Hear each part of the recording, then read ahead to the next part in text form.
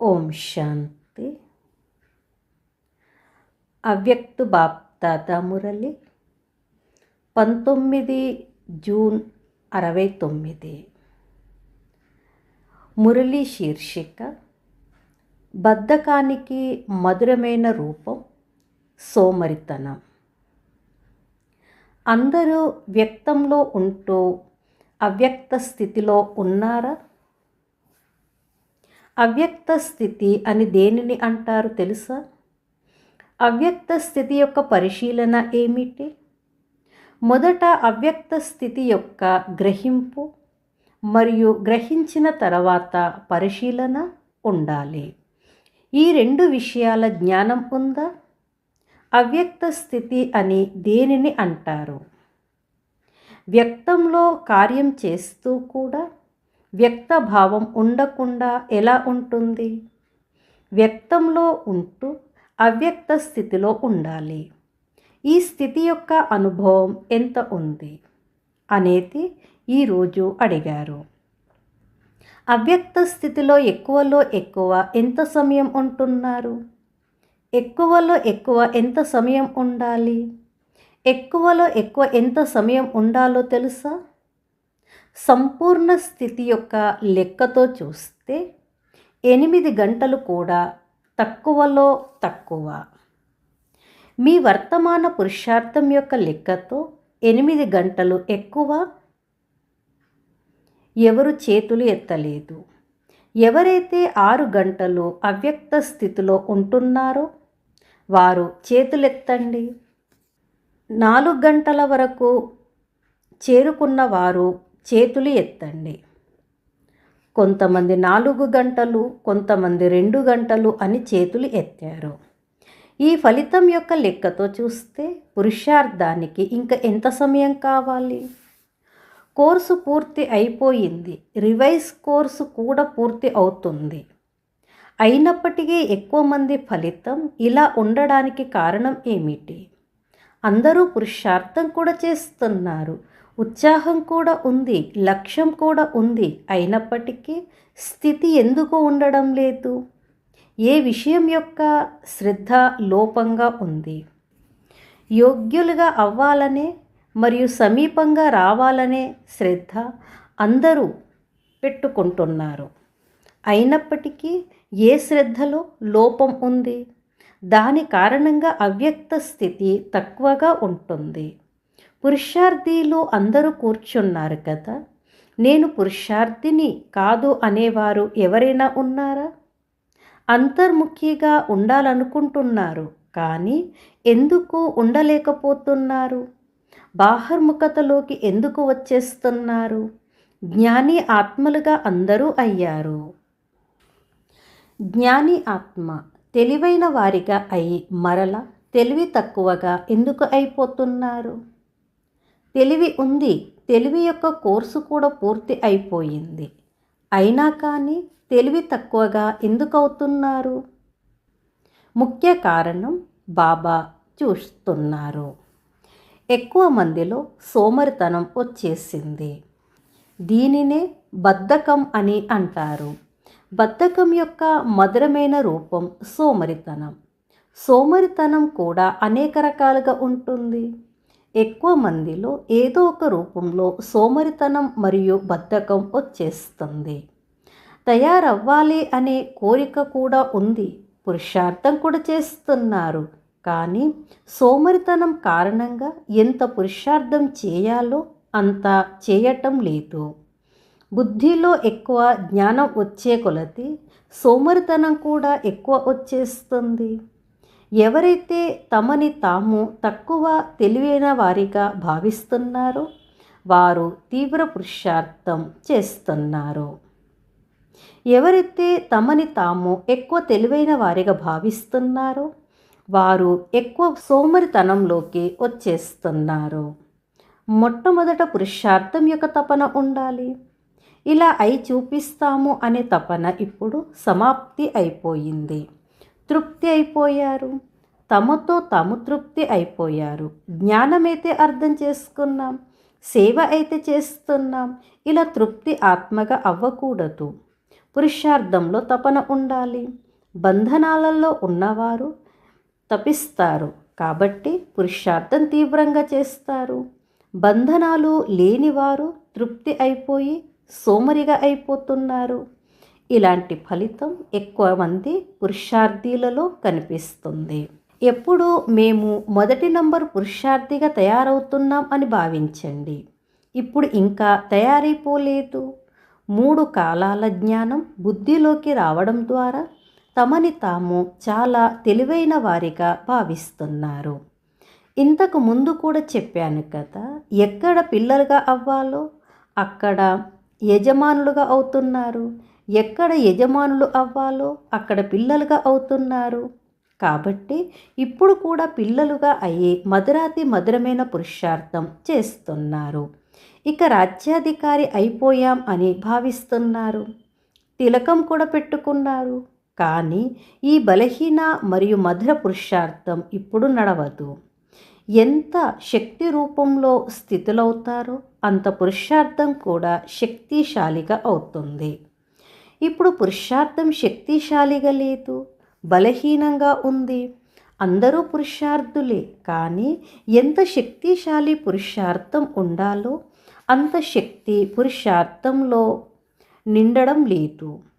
ఉదయం లేస్తూనే పురుషార్థంలో శక్తి నిండే ఏదో ఒక విషయాన్ని ఎదురుగా ఉంచుకోండి. అమృతవేళ ఎలా అయితే ఆత్మిక సంభాషణ చేస్తున్నారో అలాగే మీ పురుషార్థాన్ని శక్తిశాలిగా చేసుకోవటానికి కూడా ఏదో ఒక విషయాన్ని మీ బుద్ధిలో విశేషంగా స్మృతిలో ఉంచుకోండి. ఇప్పుడు విశేష పురుషార్థం చేయవలసి ఉంది. సాధారణ పురుషార్థం చేసే రోజులు గడిచిపోతున్నాయి. ఎలా అయితే విశేష ఫంక్షన్ యొక్క ప్రోగ్రాం పెట్టుకుంటారో అలాగే ఇప్పుడు సమయం తక్కువగా ఉంది అని భావించండి. కాబట్టి విశేష పురుషార్థం యొక్క కార్యక్రమం పెట్టుకోవాలి మరియు విశేష పురుషార్థం యొక్క లక్ష్యం పెట్టుకొని ముందుకు వెళ్ళాలి.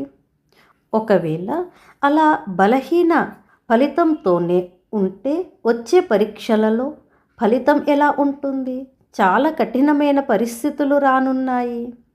వాటిని ఎదుర్కొనేందుకు పురుషార్థం కూడా కఠినంగా చేయాలి. పురుషార్థం సాధారణంగా పరీక్ష కఠినంగా ఉంటే ఫలితం ఏం వస్తుంది? ఈరోజు గోపకులతో సంభాషణ చేస్తున్నాను. మీ పురుషార్థంతో మీరు సంతుష్టంగా ఉన్నారా? నడుస్తున్నారు, కానీ వేగం ఎంత శాతంలో ఉంది? ఎవరైతే మేము 75% శ్రీమతంపై నడుస్తున్నాం అని భావిస్తున్నారో వారు చేతులెత్తండి. కొంతమంది చేతులెత్తారు. మంచిది. ముఖ్య శ్రీమతం ఏమిటి?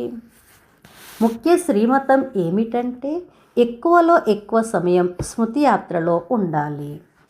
ఎందుకంటే స్మృతి యాత్ర ద్వారానే పవిత్రత, దైవీ గుణాలు మరియు సేవలో సఫలత లభిస్తాయి. ఎవరైతే 75% శ్రీమతంపై నడుస్తారో వారి స్మృతి చార్ట్ ఎలా ఉండాలి? స్మృతి చార్ట్ కూడా 75% ఉండాలి. వీరిని పూర్తిగా శ్రీమతంపై నడిచేవారు అని అంటారు. ఈరోజు ఎక్కువగా గోపకులని ముందు పెట్టారు. గోపికలను తర్వాత అడుగుతాను. ఎందుకంటే ఎప్పుడైనా కలయిక ఏదైనా విషయం వస్తే గోపికల ముందు వచ్చేస్తారు. గోపకులు చూస్తూ చూస్తూ ఉండిపోతారు. వీరికి బాధ్యత ఇవ్వాలి మరియు ఇచ్చాను కూడా. ద్వాపరయుగం తర్వాత మీ కిరీటం పోతుంది అని మీరు చిత్రం చూపిస్తారు కదా. ఇక్కడ బాబా బాధ్యత కిరీటాన్ని ఇచ్చారు, కానీ అప్పుడప్పుడు దానిని తెలియకుండానే తీసేస్తున్నారు మరియు మాయ కూడా తీయించేస్తుంది. సత్యయుగంలో కిరీటం ఎంత తేలికగా ఉంటుందంటే తలపై ఏదో బరువు ఉంది అని అనిపించదు. సత్యయుగి దృశ్యాలు ఎదురుగా వస్తున్నాయా లేదా? సత్యయుగి దృశ్యాలు అవే ఎదురుగా వస్తున్నాయా లేక మీరు ఎదురుగా తెచ్చుకుంటున్నారా? మీరు ఎంతెంత ముందుకు వెళ్తూ ఉంటారో అంతంతగా సత్యయుగి దృశ్యాలు స్వతహాగానే కనిపిస్తాయి. ఎదురుగా తెచ్చుకోవలసిన అవసరం ఉండదు. సత్యయుగంలోకి వెళ్ళటం మరియు ఆటపాటలు ఇవన్నీ నిశ్చయం అయిపోయాయి కదా. మేము శ్రీకృష్ణుడితో పాటు మొదటి జన్మలోకి వస్తాము, ఆయన కుటుంబంలోకి వస్తాము, లేక స్నేహితురాలిగా అవుతాము, లేదా పాఠశాలలో కలిసి చదువుకుంటాము. ఈ మూడింటిలో ఏదో ఒక రకంగా తప్పకుండా అవుతాము అని నిశ్చయబుద్ధిగా ఉన్నవారు ఇక్కడ కూర్చున్న వారిలో ఎవరైనా ఉన్నారా? అందరూ చేతులెత్తారు. భవిష్యత్తులో శ్రీకృష్ణుడికి సమీపంగా వచ్చే వారికి సంగమయుగంలో ఏమి గుర్తులు కనిపిస్తాయి?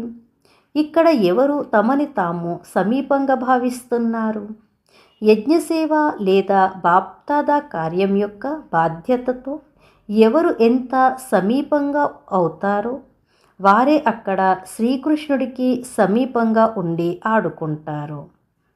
ఇక్కడ యజ్ఞం యొక్క బాధ్యత లేదా బాప్దాదా కార్యం యొక్క బాధ్యతలో ఎవరైతే సమీపంగా ఉంటారో వారే అక్కడ అంత సమీపంగా ఉంటారు. సమీపంగా అయ్యేవారి పరిశీలన ఏమిటి? ప్రతి ఒక్కరూ మిమ్మల్ని మీరు అడగాలి. బుద్ధి, తనవు, మనస్సు, ధనాలకు ఎంత సమయం లౌకిక బాధ్యతలలో ఉపయోగిస్తున్నానో అంతగానే ఇటువైపు ఉపయోగిస్తున్నానా? ఇటువైపు ఎక్కువ ఉపయోగించాలి. ఒకవేళ ఎక్కువ ఉపయోగించలేకపోయినా రెండింటి సమానత అయినా ఉందా? రెండింటిలో సమానత ఉన్నా కానీ సమీపంలోకి వచ్చేవారి లెక్కలో ఉంటారు. ఈ లెక్కతో మిమ్మల్ని మీరు పరిశీలించుకోవాలి. ఇప్పటివరకు ఫలితంలో లౌకిక బాధ్యతల బరువు ఎక్కువ కనిపిస్తుంది. ముఖ్యంగా ఎక్కువ అన్నయ్యలు, గోపకులు ఈ విషయాలపై శ్రద్ధ పెట్టుకోవాలి.